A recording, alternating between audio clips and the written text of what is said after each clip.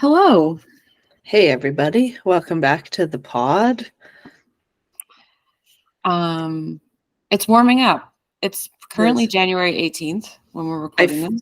I feel like It's we haven't recorded in a really long time. Like it's made no only been a difference for week. you, and like it's made 2 no weeks. difference for you guys listening, but we've rescheduled like 4 times in the past 2 weeks, so it feels like it's been It forever. happens. Such is life. It happens. I find it interesting how even though neither of us have like typical jobs where we would be like, well, I can't do anything on like a Thursday at noon. I have to work. It's still like we're busy people between Yeah. client calls and like I had to take my child to the dentist today and like it's I just had an like appointment come up last week. Like it just like yeah, it's just I feel like it's sometimes it's almost worse. Do you feel like it's worse sometimes trying to make appointments and decisions when you have like when I you're more don't flexible? I don't function well with too much time, and that's like an ADHD thing is like if I have too Yeah. much time, I get nothing done. But yeah, 100%. Like I've been meaning to call Questrade all week, and my brain is just like, oh, we have so much time to do it. And so I haven't And done then it. you don't. Yeah. Yeah, I feel like that too. Yeah, I feel like too much time is like the worst because you're like, then there's nothing worse than like staring at like a booking app or something and you're like looking at the app and then looking at your schedule and you're like, I could go here, but then that would kind of ruin my day Yeah. because then I'm like, I can't do anything before. I really can't do anything. It's like I just get such decision fatigue with booking appointments. Mhm. It's better if you just have one appointment for me and I'm like, I'll make it work. And Yeah. then it happens. I can't have too many choices. No, I feel that. Do you have a win for the week? I actually have a win that was as a coach. Okay. So, and I think I told you about this because I remember having a brief conversation with somebody about it, and it had to be you because I Oh, don't yep. talk to anybody If else. I know what you're about to say, then yes. So, backstory. Every Monday, I check in with my clients. We share some wins, just like we're doing right now. We share some challenges. We work through it together, getting the week off to a good start. And one of my clients said to me that they were having some small barriers to getting started with their workout plan. They just started working with me. And I said, man, like, yeah, I totally get it. Small barriers combined can feel so huge. But you did get moving, which is always better than not moving at all. Mhm. They did some walking instead of the whatever was supposed to be happening. And she said, can I just say the fact that you acknowledged my dumb, in quotation marks, barriers as real makes this already feel so different than any other coaching I've done. I love that. And I was like, well, that makes me feel good. But also, that makes me feel a little bit sad Yeah. because I think that what I said was a textbook response. And it like in our worlds of coaching, that's like a no-brainer, no Yeah. shit, we would say that type of thing. But that also, it makes me sad because it reminds me that there are coaches who are crappy. Yep. And that sucks because people they're not getting what they're paying for. And gives me the ick. So anyways, win for me because apparently I'm doing better. You're one of the good guys. One of the good guys over here. So yeah. And I did share that with Jill earlier, so she already knew. Yeah, but we love it. We love to hear it again. My win is superficial, but that's fine. Last week I finally went and got my smiley pierced. If you're on YouTube, I already knew about too. Yeah, if you're on YouTube, you'll be able to see it. But it's been sorry if the podcast can hear my neighbors. How rude of them. I've been wanting to get my smiley pierced for like almost 3 years, but I kept letting people convince me it was a bad idea. And that is textbook people pleaser of me to be like, oh, this is a thing I want to do, but everyone else thinks it's a bad idea. So I just won't do it so that they don't get mad. And then last week I was like, that's stupid. And I messaged a piercing place and I said, you got time? And they said, yeah, Friday at noon. And I said, sick, I'll be there. And I just went and did it. Didn't really tell anyone.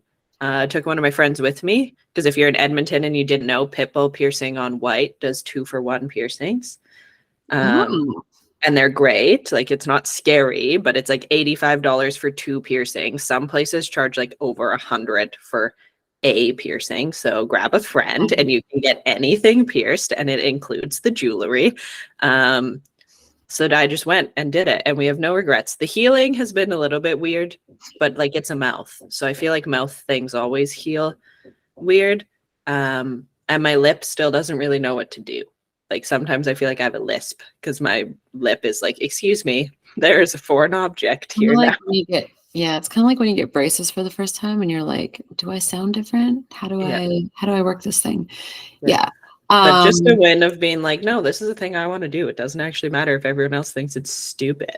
Yeah. So. And like, generally my rule for stuff like that is if you've been thinking about it for a long time and you keep coming back to it, and it's the same for me, it's my rule for like clothes or anything like that. Like, if I've been thinking about a jacket or something and I have it pulled up on my web browser and I keep looking at it, if a significant period of time goes by and you're still thinking about it, you should probably just do it. And the thing about piercings is like, they can be temporary, right? I can like, literally just take it out, and even if it left a scar, you would never see it. So yeah. And for those of you who are listening, Jill, can you describe where a smiley piercing is so we don't be running to Google? I feel like it's pretty self-explanatory. Once I explain it, you'll be like, oh, that makes sense. But your smiley is like the little piece of skin between your gums and your upper lip. It's called a frenulum. The piece of the connective tissue above your gum line and your upper lip. So they pierce through there, and the idea is that, like, I have like a horseshoe piercing in currently. I wanted it small enough that you can't really see it when I talk, but you can see it when I smile. And I think we nailed the size of it. But YouTube people confirm for us, please. But yeah, it is called a smiley because it shows up when you smile. And the piercer was like, now that you have your smiley pierced, like, you're not legally obligated to smile more, but you should. And I was like, okay, cool. Good for them for saying that, because but it's just funny because he was like, well, since that's the name, you're not legally obligated, but you should. I was like, okay, thanks. And as soon as I did it, it was like a guy and a girl, and the girl was like, that was a great choice. That looks great on you. And I was like, thanks, guys. Nice. So it's just a fun little thing. My dad was like low-key offended by it, and I'm like, Dad, I have finger tattoos and you're mad about a piercing? I don't even think my dad knows that I have like extra piercings in my ears. Like, I think if I asked him and I had like a toque on, he'd be like, I don't know. It was just funny because like my dad loves my tattoos, but I'm like, one of the least permanent things I've done to my body you don't like. Interesting. Yeah, I find it interesting when people have like biases towards piercings and tattoos, and or hair color, or like any of those things. And it's usually that sort of boomer generation. Well, and you've been around for all of my aesthetic changes, tattoos, hair colors, piercings. So it was just funny that like this is where my dad draws the line, but like not when I rolled up with a hand tattoo. So yeah. I don't know. Okay. I when you Snapchatted me about it, I was like, genuinely, I was like, oh, okay. Because then you were like, I've been thinking about it forever, and I was like, well, first of all, you didn't tell me that. But second of all, I was like, oh, okay, neat. And then I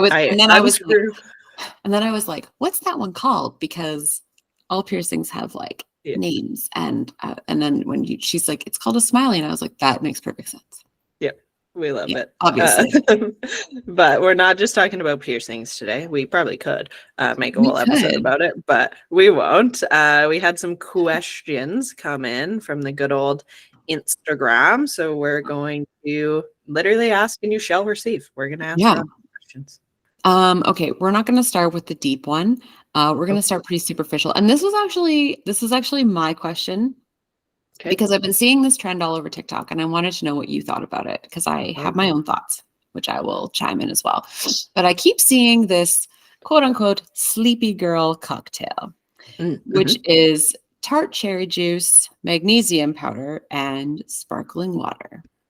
Mhm. What are your thoughts? And is this something we should be considering? I think it's a very holistic girly thing. Like, I think, which is funny, and I've said this before on the pod, but whenever people are like, I'm in my holistic era, people think that equates to natural. And like, that's literally not the meaning of holistic. So I get shit on the internet. All encompassing. Yeah, I get shit on the internet all the time because people are like, for a holistic coach, interesting that you use protein powder. I'm like, look up the definition of holistic and then circle back to me, because They're it like means, mad at you because you're not raising your own cattle and making your own way. yeah, That's and so collecting weird. eggs every morning. Like, I'm like, guys, In your look up, apartment. yeah, like look up the definition of holistic and then come yell at me. If you're gonna yell at me on the internet, at least be educated. But no one who yells on the internet is. But anywho, I digress. It's a very like trendy thing right now. There's nothing wrong with it. Tart cherries have a high content of melatonin, so that's why it's going to help you sleep. And I think trends are interesting because people jump on them without knowing why or what it's doing. Like, one girl is like tart cherry juice, soda water, magnesium powder, and now the whole world is like, I do that too. And I'm like, do you know why you're doing it? Like, there's nothing wrong with it, and I think it's great. Like, if you're looking for a sleep aid that's not a supplement, sure, But but you're at the adding same, magnesium, so yeah, it's still a supplement.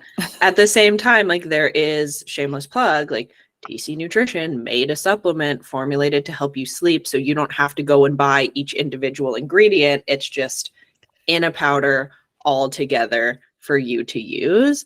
So yeah, tart cherries have high melatonin. It's also like a natural anti-inflammatory. So there is definitely benefits. Magnesium, as we know, helps kind of chill out our bodies. So magnesium or melatonin is going to work more on the brain side of like making you feel tired. Magnesium works more on the body side of like helping relax your muscles. If you get calf cramps or anything like that, it kind of helps chill out muscles. And then the club soda is just because you probably don't want to just drink tart cherry juice and magnesium powder together.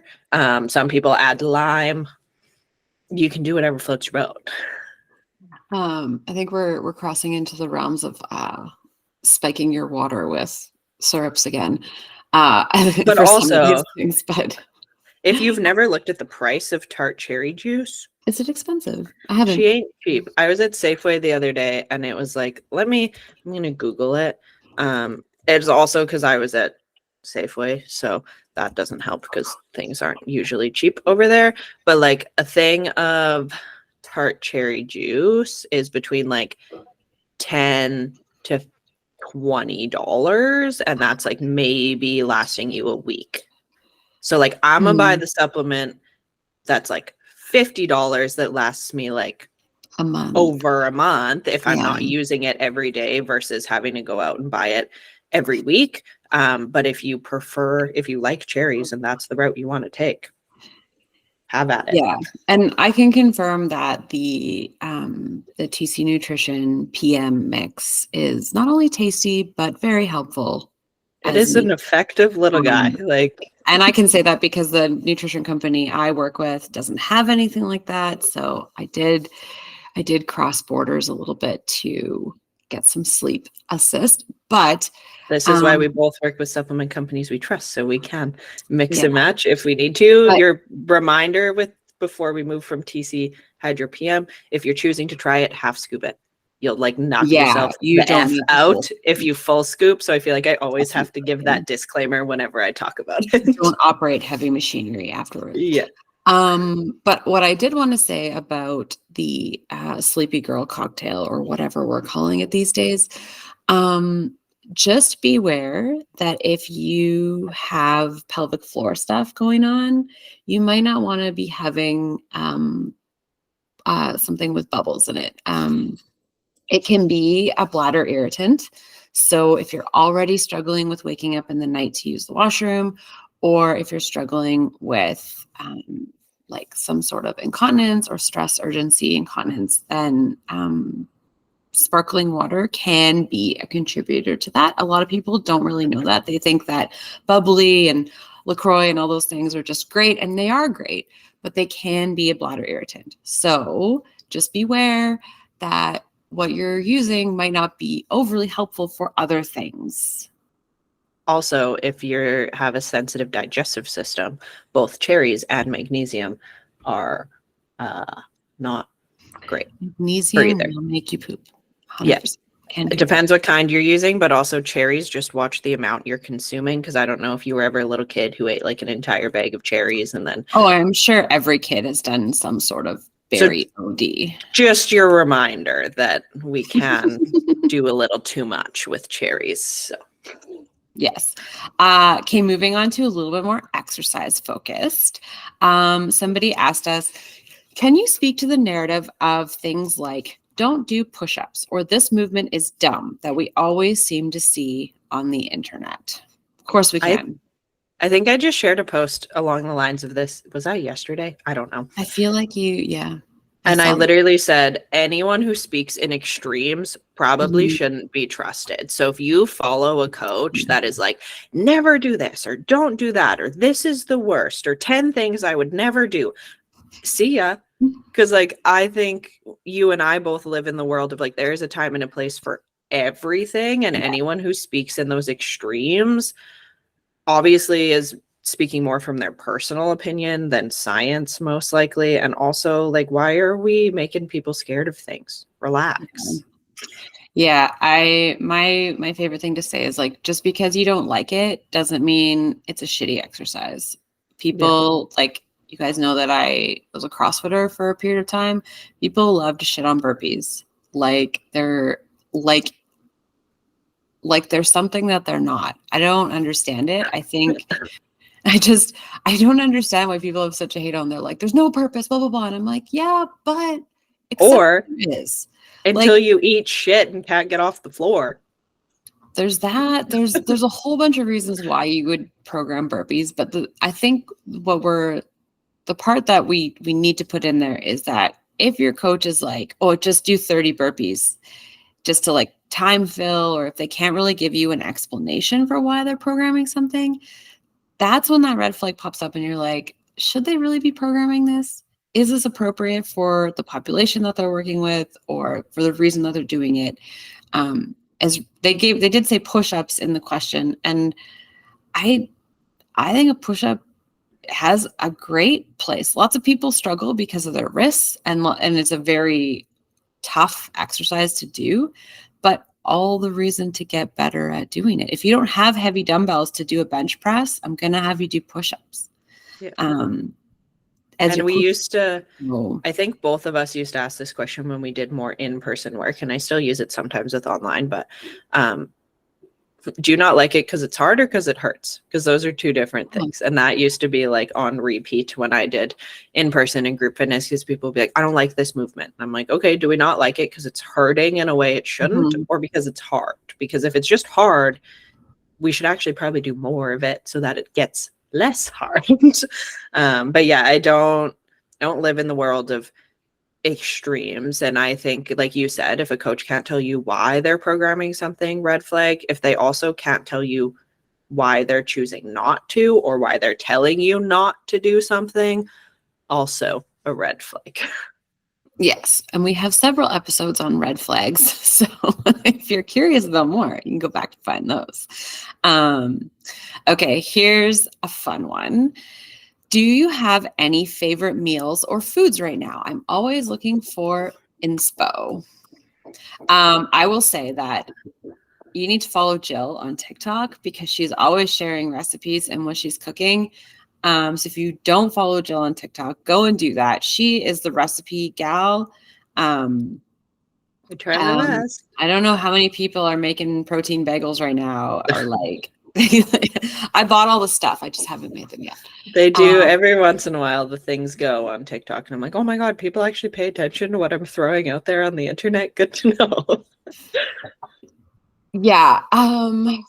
What am I loving? The turkey breakfast sausages from Costco still slap. I haven't hit my limit on those. Protein. Yeah. Other than that, honestly, I am a very boring eater. I could do the bodybuilding thing because I could eat the same thing over and over and over again and not really care about it. Yeah. Um, besides the breakfast, I mean, maybe that would be included, but breakfast, the turkey breakfast sausages from Costco, shout out, but don't go buy them all up so that they run out, Yeah, please. I'm currently out and it's a sad day over here. I think I recircled protein pasta into my life the other night, and it just doesn't get old. And if you're like, what the heck is that? Again, it's on my TikTok, but also just blend cottage cheese with your regular pasta sauce, and it adds a bunch of protein. And then you don't have to worry about like adding chicken. You can, like I did ground turkey and the cottage cheese sauce, but like it's fine without an extra protein. So if you're like, all I want is pasta tonight, plunk some cottage cheese in there, throw it in a blender, protein is done. I like those meals that are like low maintenance but still give you what you need, because sometimes like it was cold, you want something cozy, but like my nutrition brain is like, we need more than just pasta. Ta-da, done. Bagels, I overdid. I made them for like 5 weeks straight, so we have to take a little bit of a break on those. I also always really fuck with a burrito bowl, like just but you need hot banana peppers and or pickled jalapenos, or else it doesn't hit the same. I really enjoy, my go-to lunch is like a bagged salad with whatever proteins on hand, and then like some rice, like leftover rice in a bagged salad, like that dill pickle salad with some rice. It slaps. It doesn't matter what the protein is. That's always a good bet. Our go-to cozy meal as a family is also rice-based. My toddler loves rice. We just do like chicken breasts, and then we do frozen veggies. There's a huge bag of frozen veggies at Costco. It's got like carrots, broccoli, cauliflower, whatever in it. And then curry sauce, like butter chicken or whatever they have that's on special. We usually just buy a jar. It's good for 2 meals.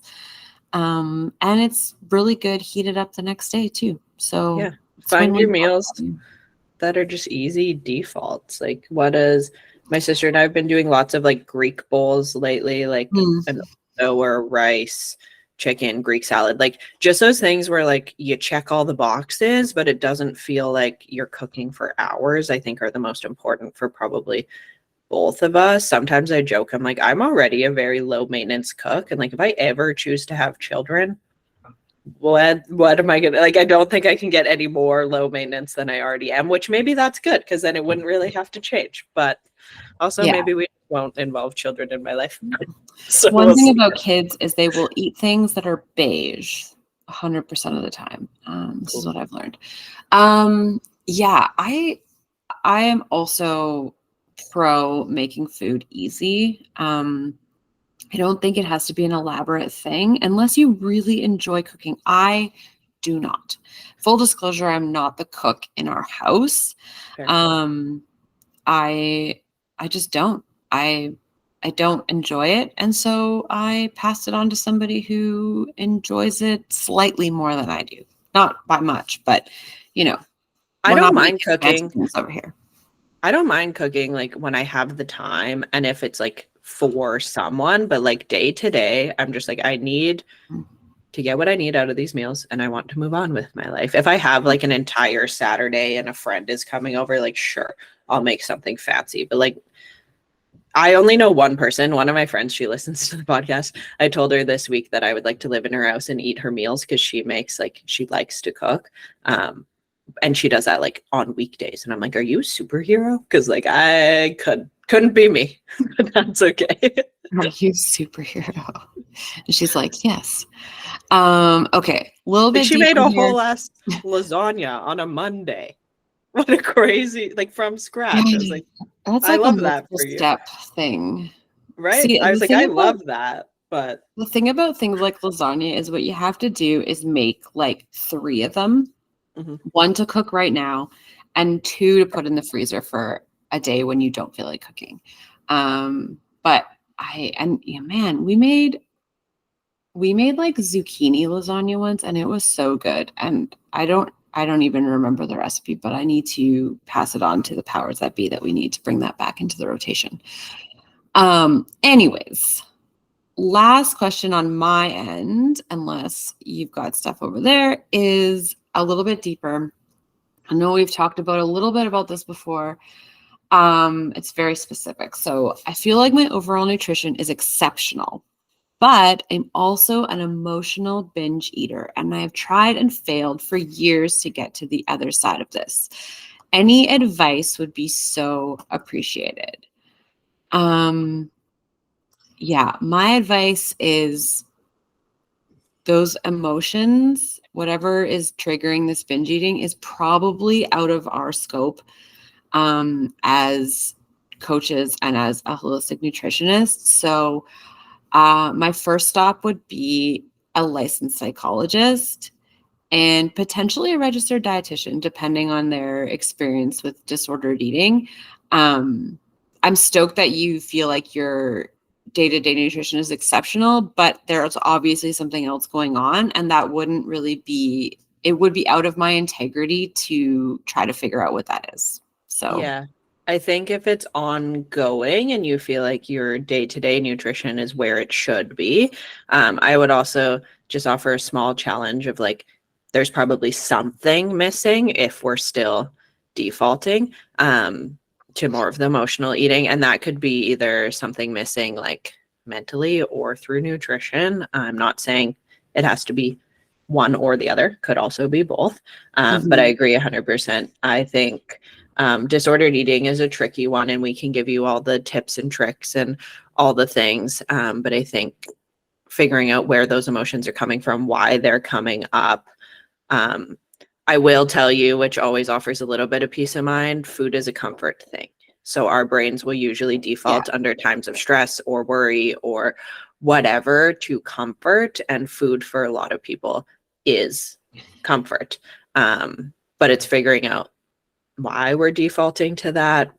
I don't like the narrative of like, what can you do instead? Like when I see coaches do that, I'm like, nope, we got to figure out where it's coming from in the first place. But as Jess said, we are not psychologists. So, and that's why we always say that food is not just fuel, which is why I'm always like, that narrative is very limiting, and it's very, it's so much more than that. Food is culture, food is comfort, food is so many more things than just fuel.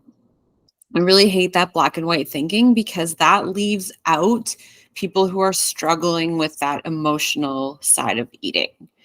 And so if you hear somebody say, oh, food's just fuel, calories in, calories out, I would unfollow them right away.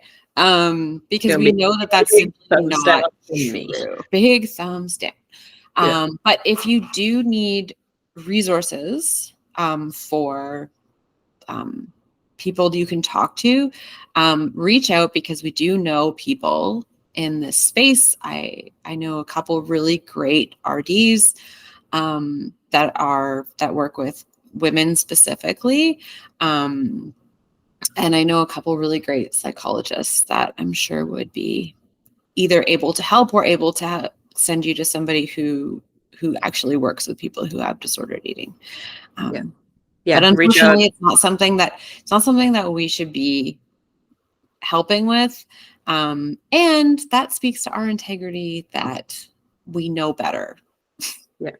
It is out of our scope, unfortunately. And there's lots of options. I know sometimes we can get spooked when we talk about like therapy or psychologists, because money comes to mind. It's not the most accessible, but yeah, reach out, because there's also like sliding scale options or pay what you can. So if you're like, I know I need this help, but like, I don't know where to find it, we can help point you in the right direction. And yeah, just like be gentle with yourself. Know that it's coming from somewhere that obviously you don't have the tools to navigate right now, and that's okay. And it will get sorted and figured out. Yeah. Did you have any contributions? What are people asking?